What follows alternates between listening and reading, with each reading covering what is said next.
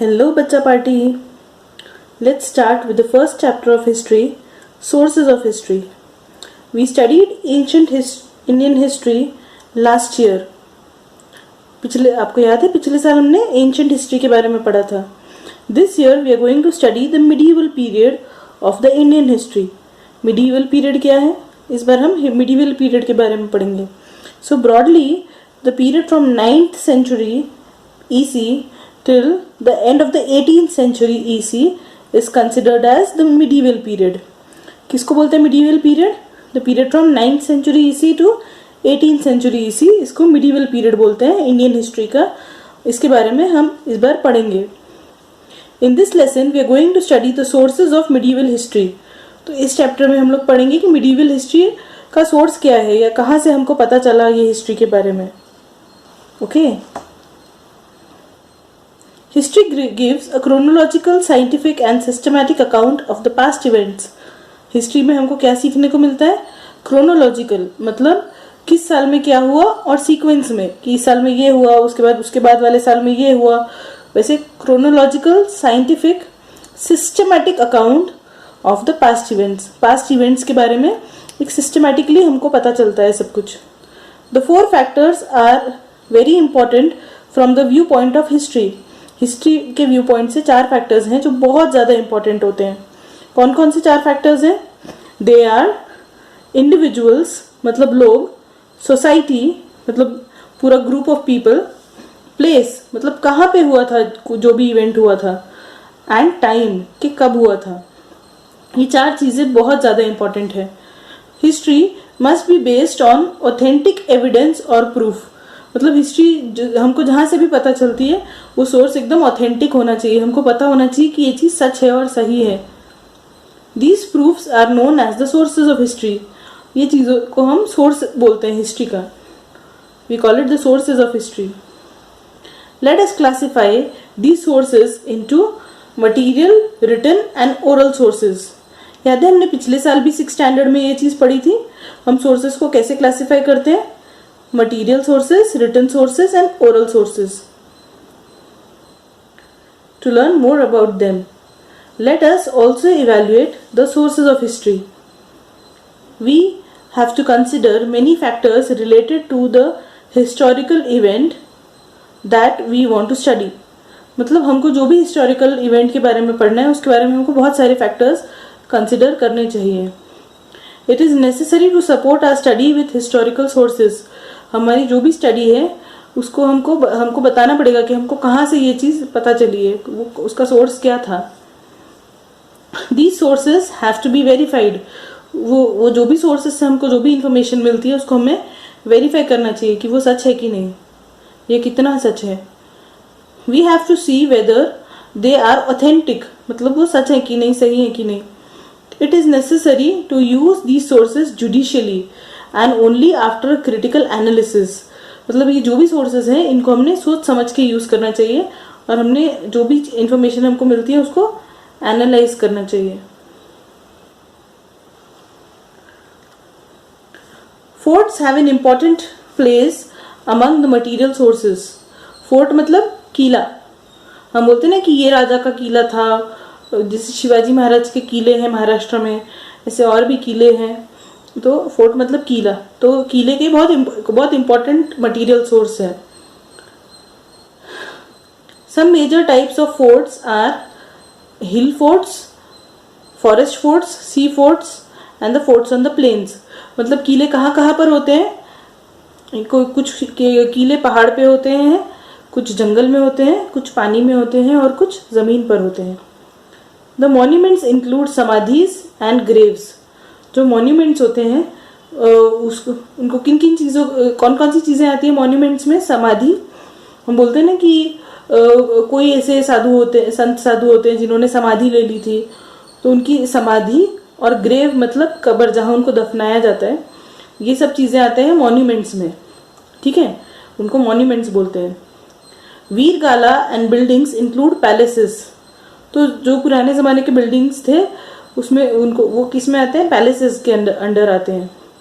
Ministerial mansions मतलब पुराने ज़माने के बड़े बड़े महल. एंड क्वींस क्वार्टर्स मतलब रानीवास वाली जो जगह थी, वो सब चीज़ों से हमको बहुत कुछ, and also the houses of common people, तो ये सब चीज़ों से हमको बहुत पता चलता है, इंसाइट मिलती है कि कैसे थे वो लोग, कैसे रहते थे, क्या करते थे. They all provide insight about that period. मतलब ये सारी चीज़ों से हमको पता चलता है कि वो पीरियड में लोग कैसे रहते थे. Looking forward at them we come to know about the development of architecture. इससे हमको पता चलता है कि आर्किटेक्चर में कितने डेवलपमेंट हुए हैं, पहले कौन से टाइप के कैसे बिल्डिंग्स होते थे, अभी कैसे बिल्डिंग्स होते हैं.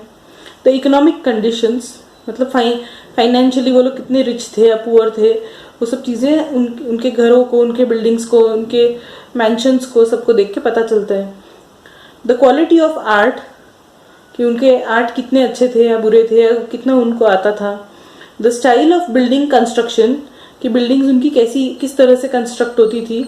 And the people's standard of living in that particular time, कि वो लोगों का उस पर्टिकुलर टाइम में जो लोग रहते थे उनका स्टैंडर्ड ऑफ लिविंग कैसा था.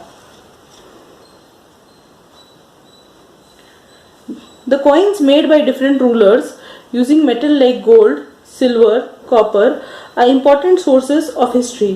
तो उस टाइम पे जो अलग अलग मेटल्स से कॉइन्स बने थे, वो एक बहुत इंपॉर्टेंट सोर्स है हिस्ट्री का. From these coins we learn about the rulers, their period, their governance, religious ideas, personal details etcetera. मतलब उस टाइम के जो राजा लोग थे उनके बारे में हमको बहुत सारी चीज़ें पता चलती है उस जमाने के कॉइन्स से.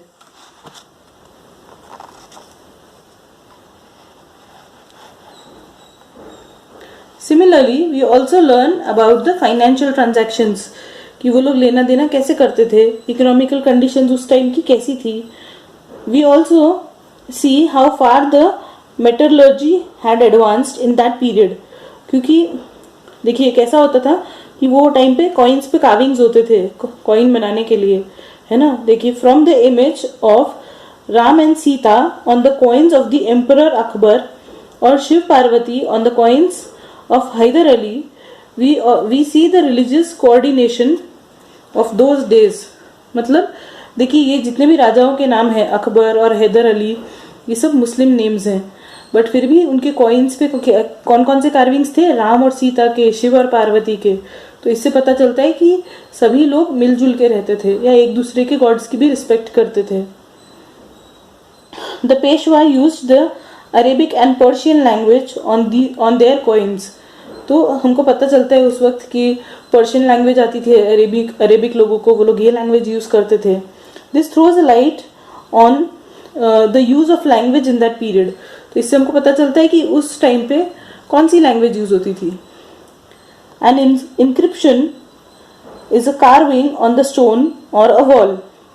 अगर कोई भी वॉल या स्टोन पे कार्विंग होती है तो उसको हम क्या बोलते हैं, inscription. For example, the inscription found in the Brihadishwara temple premises in Tanjavur.